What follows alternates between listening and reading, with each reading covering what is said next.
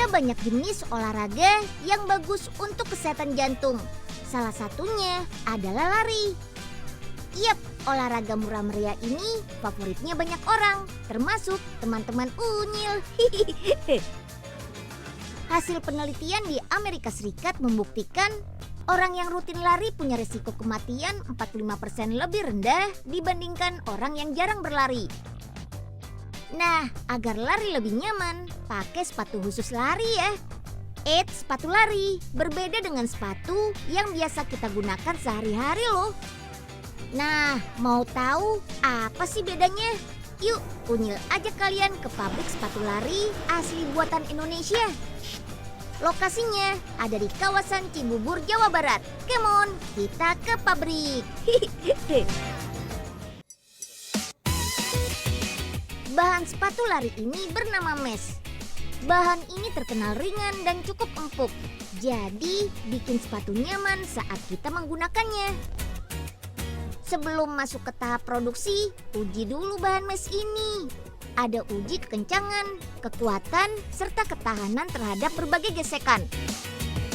Kalau sudah lolos uji, bahan sepatu ini siap kita produksi deh. Lanjut. Pertama kita buat bagian atas sepatu terlebih dahulu. Yuk, potong bahan mesh. Gunakan cetakan sekaligus pisau khusus seperti ini ya. Jadi tinggal taruh di atas bahan. Tekan dengan mesin potong. Dan tada! Langsung terpotong deh. Sekarang tempel bahan mesh dengan bahan PU agar bagian dalam sepatu menjadi makin kuat. Sip deh. Lanjut ke tahap jahit. Tahap ini membutuhkan waktu lama karena harus menjahit beberapa komponen sampai menjadi upper atau bagian atas sepatu. Jangan lupa pasang bagian konter di ujung belakang kaki. Ini berfungsi untuk menjaga kaki agar tidak cedera akibat gesekan saat berlari. Bahannya keras tapi sangat lentur, jadi bisa mengikuti gerakan kaki. Wah, ini kayaknya mesin lem yang tadi nih. Enyeng benerin aja sendal Enyeng. Wah. Aduh, kenapa Pak nih? Enyeng, kenapa Pak? Ya ampun, tangannya kenapa lagi tuh Pak? Dan Unyil, tolongin nih Dan Unyil. Tangan Pak Enyeng kok begini sih? Sini, Unyil tarik. Tarik ya Pak. Susah banget nih. Aduh Dan Unyil. Ya makanya Pak, nggak boleh sembarangan pakai mesin di pabrik. Ya gimana dong nih? Iya Den, maaf deh. Sekarang kita buat outsole atau bagian bawah sepatu yuk. Terbuat dari karet warna-warni nih. Caranya sih sama, seperti potong bahan untuk bagian atas sepatu. Sesuaikan warnanya dengan bagian atas sepatu ya. Bagian bawah sepatu terdiri dari beberapa lapis. Nah, salah satu lapisannya dibuat dengan cara molding. Mesinnya punya tekanan 100 ton dengan panas sampai 160 derajat Celcius.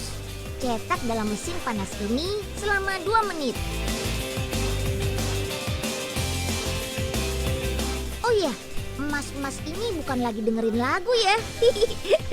Penutup telinga ini untuk melindungi suara keras dari tekanan cetakan besi. Wih, sip. Setelah 2 menit, lapisan bawah sepatu lari sudah jadi. Tinggal kita gabungkan deh. Ini nih yang membedakan sepatu lari dengan sepatu biasa. Ada banyak lapisan di bagian bawah sepatu lari. Berfungsi sebagai peredam saat berlari, jadi kaki tidak cedera. Bagian bawah sepatu juga harus punya daya cengkram yang baik dan tahan air. Sip lah. Oke, selanjutnya kita ke tahap rakit. Bagian atas dan bawah sepatu harus kita satukan. Caranya dengan lem sampai 3 kali. Lalu masukkan ke dalam mesin pemanas. Suhunya bisa sampai 50 derajat Celcius. Panas ini bisa membuat lem kering dan semakin kuat. Setiap harinya pabrik ini bisa menghasilkan 4.000 sepatu dengan model yang berbeda. Wah, banyak banget ya. Wih, keren-keren ya sepatunya. Sebelum dijual, cek dulu sepatunya. Yang lolos cek langsung bisa dijual ke seluruh Indonesia untuk menemani kalian berlari. Kalian tahu nggak kalau sepatu lari dengan kualitas baik itu biasanya awet dipakai sampai 800 km loh. Ayo, kalian sudah lari sampai 800 km belum? Kalau sudah, waktunya ganti sepatu nih.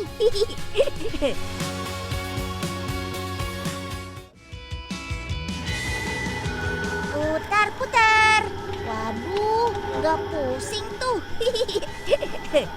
Ini lagi buat cemilan sehat loh teman.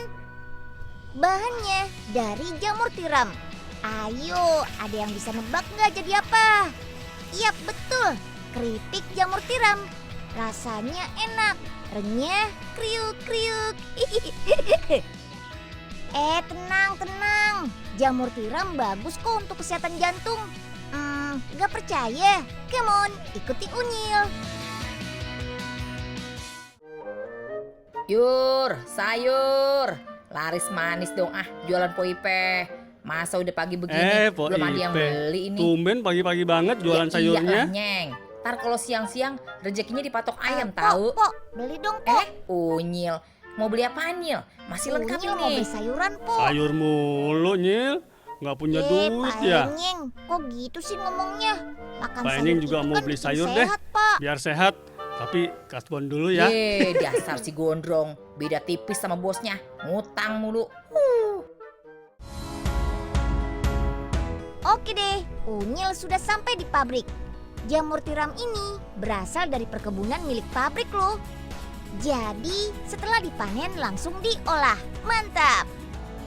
Potong dulu bagian batangnya, biar cepat empuk saat digoreng nanti. Jamur tiram mengandung asam lemak jenuh dan polisakarida kitin. Keduanya punya rasa yang enak.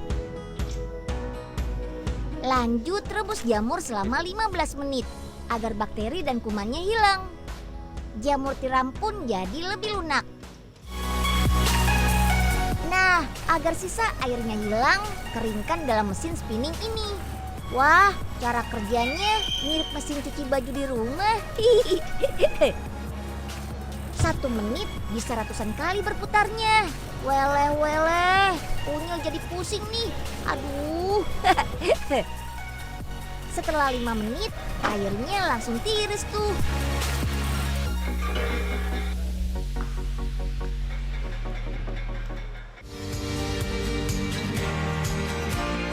Supaya tambah enak, pakai campuran tepung terigu dengan bumbu-bumbu pilihan. Bumbunya sudah ada di mesin pencampur tuh. Jadi tinggal masukkan jamur tiramnya. Seperti mesin spinning, mesin ini juga berputar-putar. Putar 3 menit, semua jamur sudah terselimuti oleh tepung bumbu. Siap masuk ke dalam vacuum fryer atau mesin goreng khusus. Ada alat hidrolik yang otomatis bergerak naik dan turun. Panas minyak pun tetap terjaga.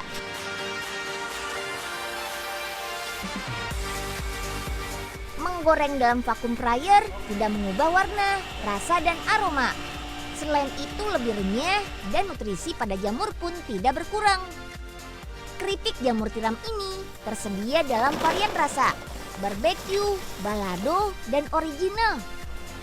Setiap hari pabrik bisa membuat 14.000 kemasan keripik jamur tiram loh. Harganya pun juga terjangkau, hanya Rp26.000. Jamur punya serat alami yang bisa menurunkan kolesterol darah. Hasil penelitian dari University of Western di Sydney, Australia, kalau jamur tiram bisa menurunkan kadar glukosa dan meningkatkan kolesterol baik. Mantap!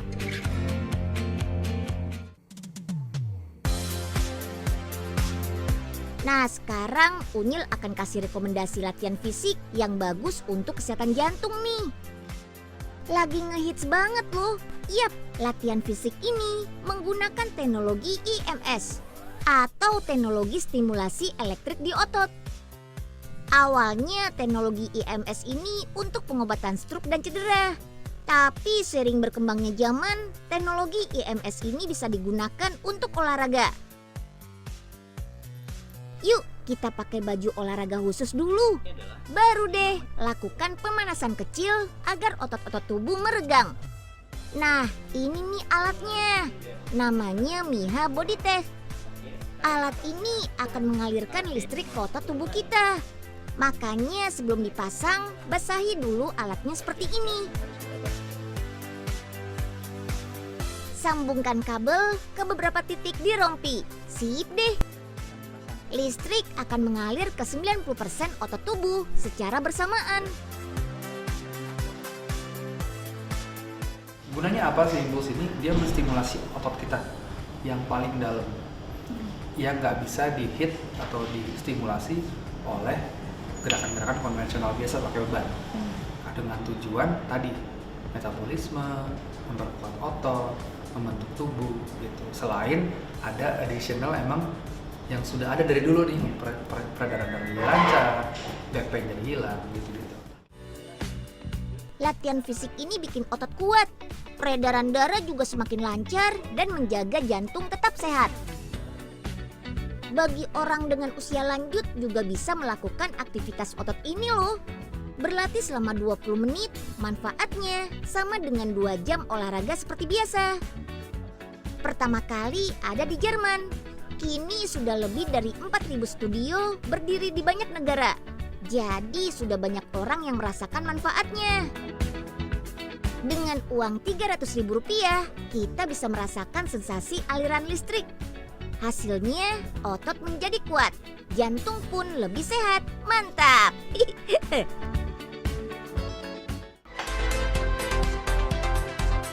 Oke, sekarang kita bahas tentang penyakit jantung ya. Penyakit jantung adalah penyakit yang menyerang jantung dan sistem pembuluh darah. Ada beberapa jenis penyakit jantung. Pertama, penyakit jantung bawaan lahir. Penyakit pada bayi ini terjadi sejak masa kehamilan. Dari dalam kandungan, organ jantung atau pembuluh darah tidak terbentuk secara sempurna. Dan biasanya baru diketahui setelah melahirkan. Nah, karena jantung tidak bisa bekerja dengan baik, sehingga bisa mempengaruhi tumbuh kembang bayi dan anak-anak. Kedua, adalah jantung koroner. Kematian akibat penyakit yang dikenal dengan sebutan the silent killer ini mencapai 26% loh. Ketiga, adalah gagal jantung. Penyebab utama penyakit ini adalah gaya hidup dan pola makan yang tidak sehat. Hasilnya jantung tidak maksimal memompa dan mengalirkan darah ke seluruh tubuh.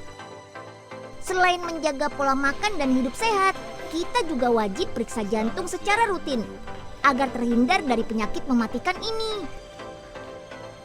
Umur memang anak kecil-kecil begini sih biasanya yang untuk serangan jantung belum ada ya, tapi memang biasanya di dekade 20-an.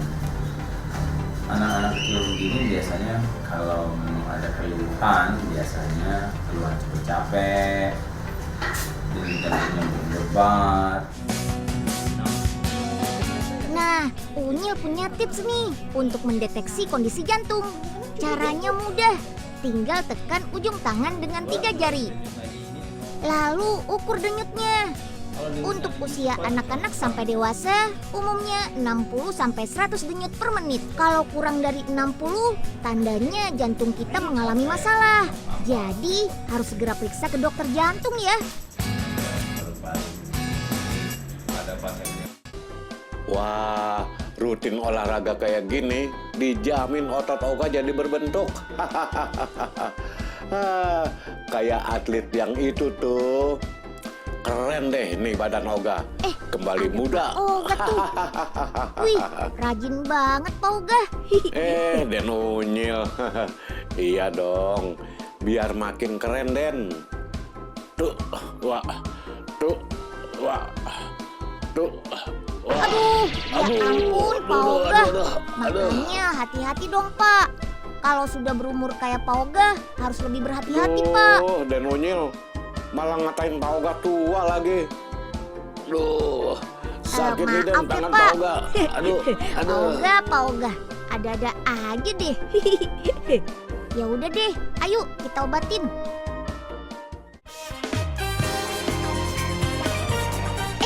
Ada yang tahu ini hewan apa? Iya, betul. Buat yang jawab kalkun. Mengkonsumsi daging kalkun bagus untuk jantung loh. Kandungan kalium pada kalkun berfungsi sebagai pengendali detak jantung. Ada juga omega 3 dan omega 6 yang mampu mencegah penyakit jantung.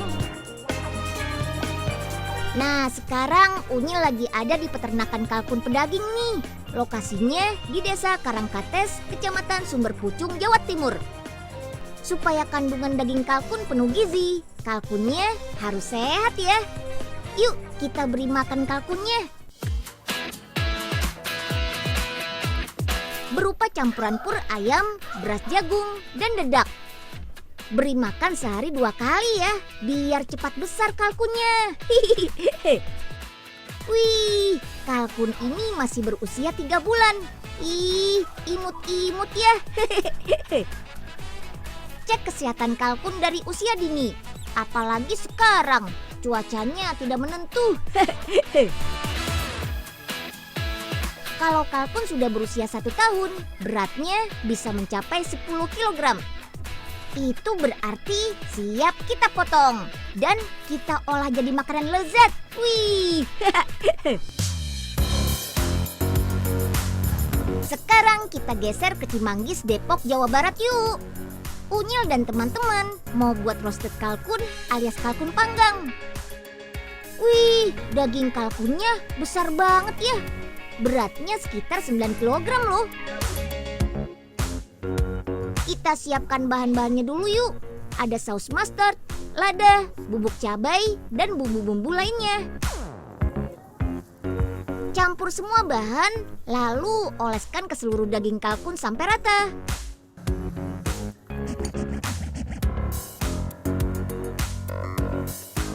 Masukkan juga daun bawang seledri, bawang putih, bawang bombay, dan wortel. Taburi rempah rosemary dan kismis sebagai penambah aroma dan rasa yang unik. Bungkus kalkun dengan aluminium foil agar daging kalkun empuk dan tidak mudah mengeras. Sip, yuk masukkan dalam oven.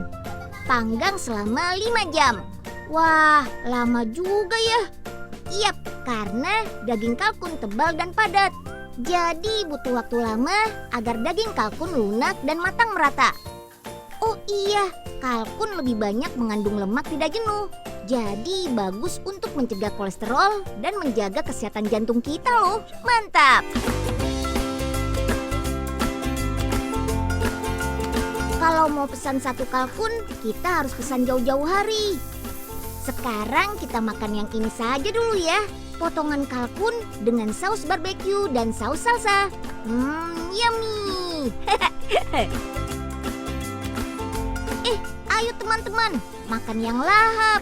Karena makanan ini bagus untuk jantung kita. Mantap.